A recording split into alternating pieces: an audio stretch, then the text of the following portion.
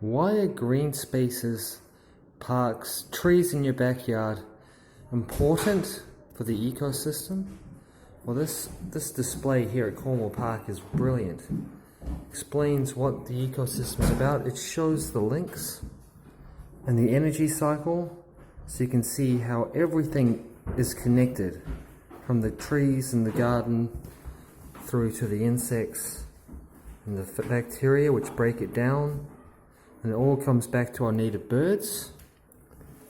And here are our skinks, the native endemic skinks, and of course they all link in as well to the bird life, including our magpies, which can also be a problem. Of course, our bees, got many species of endemic native bees who are struggling at the moment. And of course, pests, a very, very big branching web of the pests, and not just the predators, but also other plants.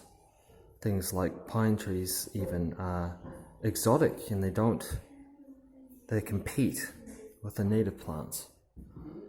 But of course, what can we do? Well, we can support our parks, grow more trees, and we can provide pathways between the larger areas, so it's called corridors for birds to go between, for example, Rangitoto Island and Awhitu Regional Park. So there you go, there's a brief overview of how we can make a positive impact on New Zealand's ecosystem.